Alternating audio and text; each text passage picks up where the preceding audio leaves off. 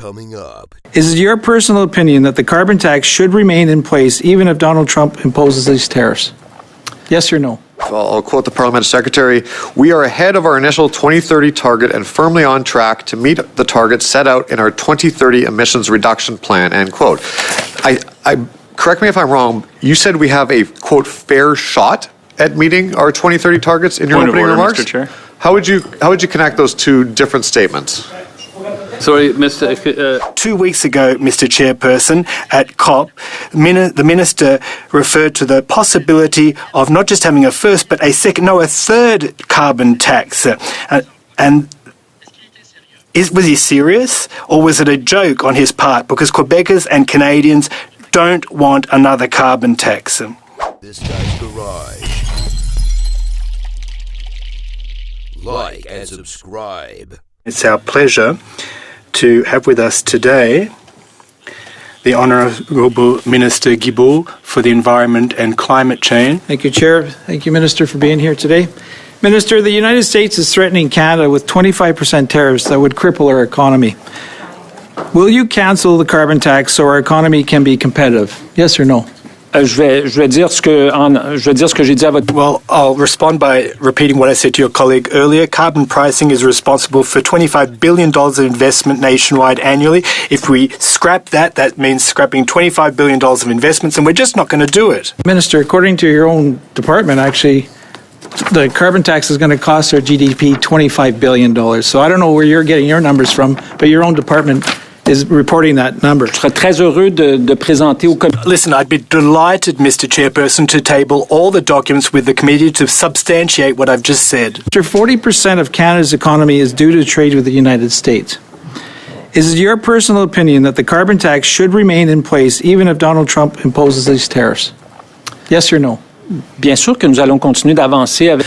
Of course we're going to continue with the carbon tax because it creates jobs and it helps us to promote investment and reduce GHG emissions. Continue on crippling our economy with the carbon tax even though Donald Trump, you're not standing up for us in Canada here.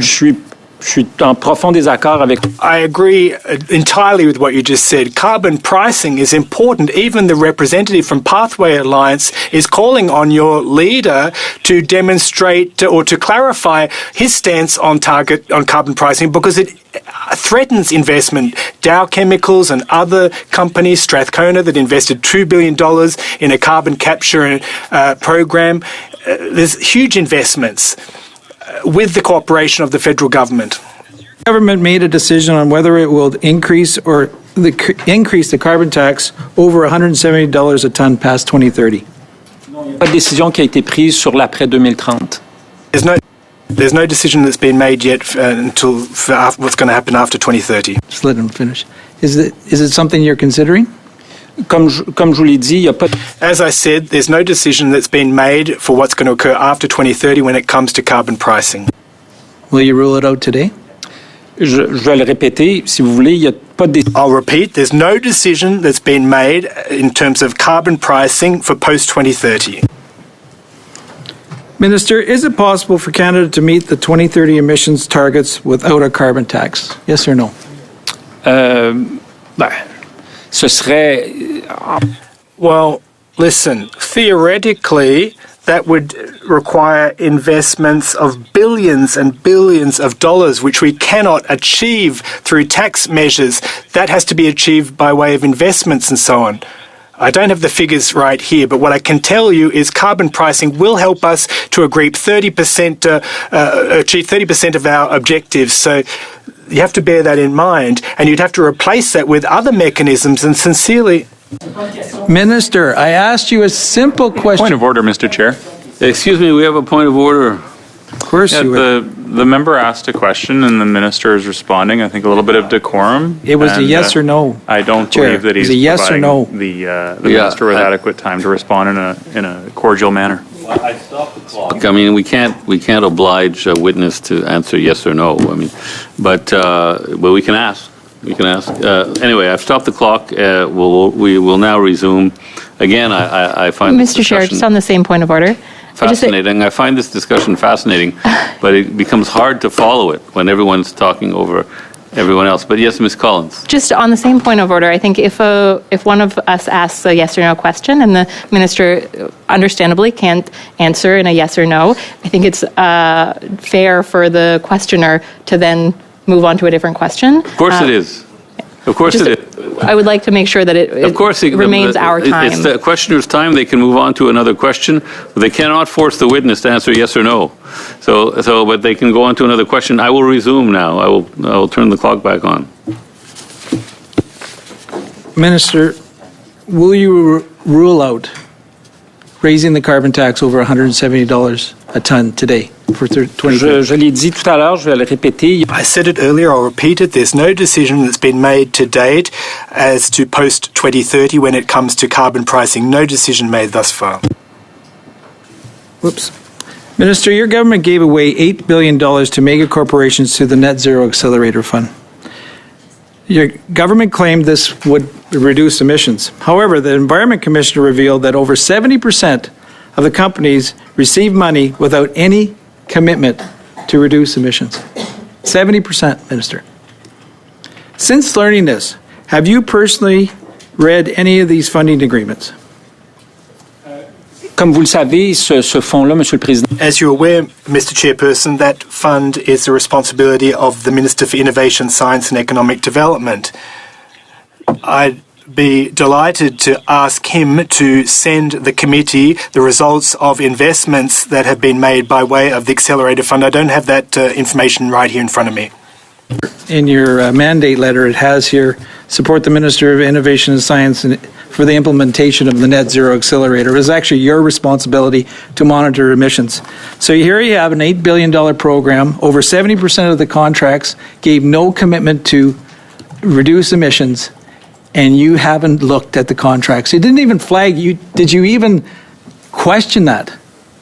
En fait, vous dites Did you talk to the minister that was responsible? Vous dites avec raison que c'est dans ma lettre. Well, you said rightly that it is in my mandate letter to support the Minister for Innovation in that area. But what I and my department are doing, what I stated earlier, is that the fund and the details of the fund are the bailiwick of the Minister of Innovation, who has that information at his disposal, that we'd be delighted to share with the committee. There's no issue there. Well, we can plan a meeting on that particular issue, says the chair. You know, the oil and gas sector has a disproportionate impact on our emissions. It is the top emitter in Canada. And Which yet, is why we're putting in place a cap on the emissions of the sector. but one that is watered down. And similarly, I disagree with you. I hear that, but similarly, if you look at the find this an clean interesting electricity discussion, but I standard, can't follow it. So maybe let's have a question and answer, alternating between one and the other individual. That would, because I find this a very interesting discussion. Go ahead. I'm hoping that you'll give me a few extra seconds for your intervention. In the same way that we've seen the emissions cap be watered down, in the same way we saw and if you'll let me finish, Minister, in the same way that we saw your finance minister back off from an excess profits tax, we've also seen the same pattern when it comes to the clean electricity standard and the clean fuel standard and so many other policies that could be strong, robust climate action. We're really over time, but I'll give the minister 30 seconds to I disagree with just about everything the member said. We have the most ambitious climate plan in the history of Canada. Our emissions are at their lowest point in 25 years. It's never happened in the history of our country that emissions have gone down while the economy is running full steam ahead. Never. It's the first time ever. I'd like to circle back on your comments regarding the idea of creating any global carbon tax on international shipping, which would amount to Canadians' money being sent abroad, I guess. Sorry. Well, no, I was just looking. I know you said that earlier, Minister, but I see the quote is, we are very supportive of the discussions that are helping at the International Marine Organization to put in place some kind of levy on international marine transportation. Now, in Canadian context, when you call the carbon levy here, it's the carbon tax. We all know that. So I have to assume that this is a global or international carbon tax that you are espousing here. So my question to you is, we go out and talk to our constituents. We get a sense of what's going on the ground. Do you honestly believe that Canadians can afford another carbon tax right now? What you're saying is simply not true. What I have said is that there are discussions at the International Maritime Organization, and we're part of those discussions. Why would you be discussing if you don't plan on doing it? There's a discussion on a number of issues at the International Maritime What do you discuss that you don't Organization. plan on doing that? Like, why would you have international discussions if you don't plan on acting on them? What an odd waste of time. Well, it's a complex problem. We're looking at different. There's conversation on a number of different I'm issues that stopping the Canada is a clock here. part I'm of. stopping the Some clock. of these Excuse things me. will take place. Some won't. Excuse me. This is disintegrating. I've stopped the clock, but we have to have one person speaking at a time, in a Q&A format. So I'm going to start up again now. I guess you had the floor, Minister, I suppose. Yeah, okay, go ahead. En fait, ce que je disais, c'est qu'il y a plusieurs sujets de conversation. What I was saying is that at the International Maritime Organization, there are many topics on the table and discussions, and Canada's part of those discussions. We're discussing these many issues with many stakeholders. Okay, well, let's turn to the carbon tax we know here in Canada that exists. Like right now, I'm from Manitoba. It's cold. It's going to get colder. And when I talk to seniors, families, anybody, and they're legitimately at times in tears saying, I have to heat my home. The prices are going up. I also want to feed my kids or myself reasonably nutritious food. And they're having to make tough choices. And again, I'll go back to what I suggested to you earlier, is that when we talk to people, we're aware of the challenges that people are facing. I think it's you can look at GDP numbers, things like that, but when you talk to a human, you understand the challenges that they're facing, or at least I hope you do. So my question is, as a government that espouses the idea of compassion, how do you think it's reasonable to further drive people into energy poverty with a continuous increase in the carbon tax year over year? Well, as per the Environment Commissioner's report, it's not successfully hitting the targets they're aiming at. Je suis en désaccord avec à peu près tout ce que le député vient de dire. I agree with basically everything the member just said, Mr. Chair. The federal carbon pricing applies directly and provides more money to Canadians than what it actually costs them at the end of the day. And if the member was so concerned about the living conditions of his constituents, why did he vote down the increase in the Canada Child Benefit and in the dental plan? And why did he not want to reduce the age of eligibility? My time, Minister. C'est un peu difficile à comprendre, Monsieur le Président. Minister, could I come back to the relevance of the emissions reduction targets, which is the focus of this meeting? Now, last week, one of your officials said that there are additional measures that need to be adopted to meet your emission targets. And earlier in your testimony, it seemed to be very much at odds with what we've heard you say, your parliamentary secretary say, in terms of, I'll quote the parliamentary secretary, "We are ahead of our initial 2030 target and firmly on track to meet the targets set out in our 2030 emissions reduction plan," end quote. Correct me if I'm wrong, you said we have a, quote, fair shot at meeting our 2030 targets in your opening remarks? Mr. Chair. How would you connect those two different statements? Sorry, Mr. Van Coorden has a point of order. Thanks very much, Mr. Chair. And I know this member is particularly fond of misinformation, but he's used that quote a couple of times out of context. And I think it's really important that if we're going to quote each other in these types of debates, that we stick to the facts. I understand, but it's not a point of order. Okay. Thanks, you're not chairing today. Point of order. Point of order, Mr. Chair. Just when it comes to the repetition of inaccurate information, the House of Commons procedures book actually has, in Chapter 3, talks about when inaccurate information is repeated again and again and again, that it can actually be considered unparliamentary. I don't know if it's accurate or not. I'm trying to, to be honest with you. Point of order, Mr. Chair. Okay, yes. Thanks, and I appreciate that. I know that we're not supposed to accuse members of lying, but when they mischaracterize, especially each other's comments, and in this case it's been brought up a couple of times, there is an original... I don't know what I mean, this is why we have a discussion, to get to the bottom of it, to find out the truth, and I'd like to keep the discussion going. If we could continue, I don't know who had the floor now. It was Mr. Leslie, go ahead. Thank you, Mr. Chair. In that same Environment Commissioner's report, it talked about a failure to conduct value for money audits on your climate programs, broadly speaking, which obviously is concerning, particularly with the current green slush fund that's gridlocked Parliament and your refusal as a government to hand over the documents. The Net Zero Accelerator Fund, which we are trying to decipher through, despite our parliamentary request of this committee, very much redacted documents. Will you commit to, in the future, and ideally going backwards, having value for money audits, and in particular as it relates to the Net Zero Accelerator Fund, a actual number of emissions to be agreed upon as part of those contracts? Évidemment, pour Obviously, when it comes to most of the programs to reduce greenhouse gas emissions, we work with all partners to ensure that the objectives that are in the contracts are achieved by the businesses. There are a whole array of mechanisms we use, tax measures, direct investments, regulations. So saying that there's just one mechanism we use to reach our objectives is overly simplistic and doesn't reflect reality. And I think sometimes when people put out numbers and don't put them in the context of the absolute numbers, they sound exceedingly large and scary.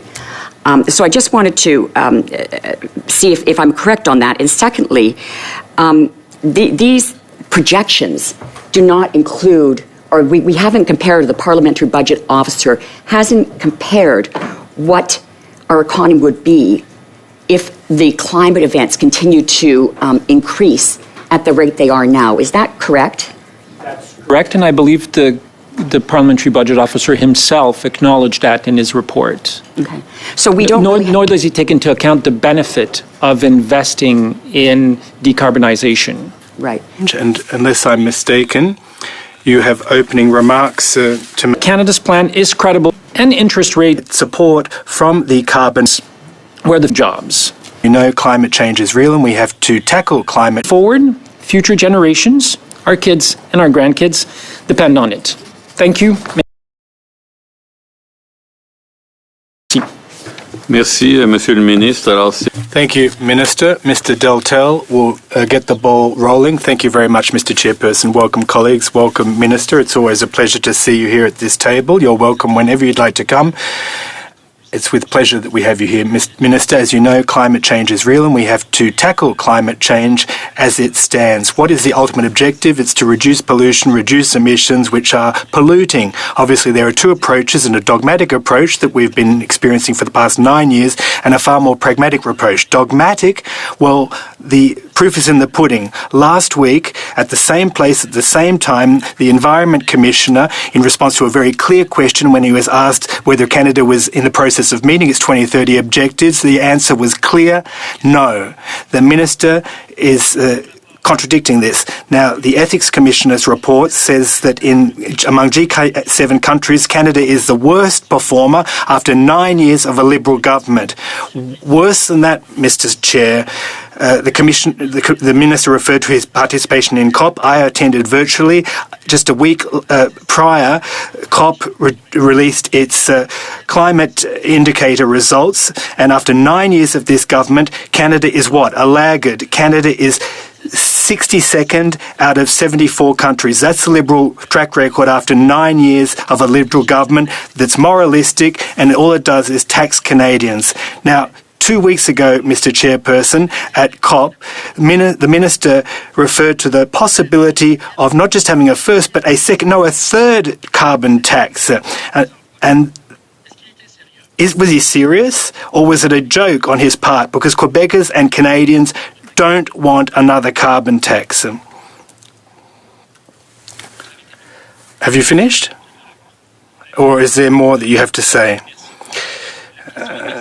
Well, first, let me say thank you for the question, and thanks for admitting that climate change is real. I'm not sure that all your Conservative colleagues would say as much, but I'm delighted to see that you believe that it's an important issue. Now, the Environment Commissioner's report, it's important to note that the Commissioner's report refers back to the 1990s in Canada, but you're aware that our government was elected in 2015. Now, when the Environment Commissioner says that Canada is the worst performer in G7 countries, that's vis-a-vis 1996, and that's true. But if you look at the recent years, Canada is one of the best performers among G7 countries, and we can forward that report to the committee, Mr. Chairperson. Canada ranks second of all G7 countries overall. Now, you said that COP released a report and that Canada is ranked 62nd. I think I just need to put your remarks in context. It's not the Conference of Parties that submitted that report.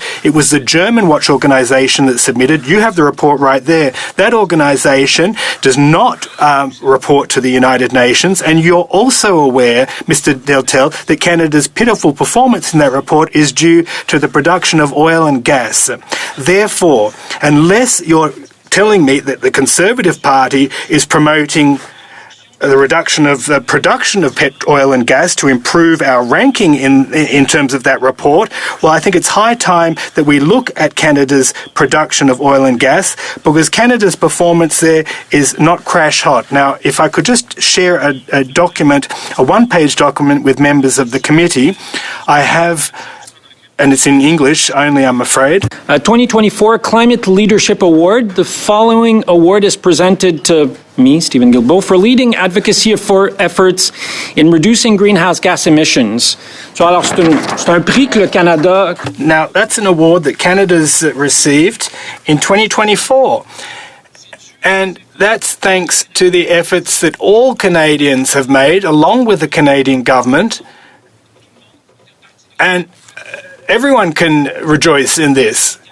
And I understand that the award was handed to me, but it's thanks to Canadians' efforts. Minister, I'm glad that you received the report, and it speaks to your level of modesty. But I asked a very specific question. At COP29, you raised the possibility of a third carbon tax, and that would have to do with shipping. Now, is that a joke? Or do you really intend to implement a third carbon tax? That's not true. I just didn't say what you just said that I said.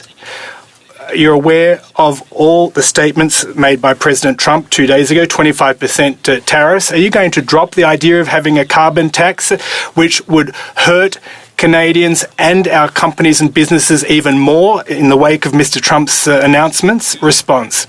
Well, you know that carbon pricing in Canada leads to annual investments to the tune of $25 billion, and that companies like Dow Chemicals or the Pathways Alliance, which is the alliance of oil sands and tar sands, the new CEO recently called on your leader to clarify his stance on carbon pricing, because it jeopardizes, well, there's a lot of uncertainty given the Conservatives' position and your leader's position. It jeopardizes $25 billion of annual investments in the Canadian economy.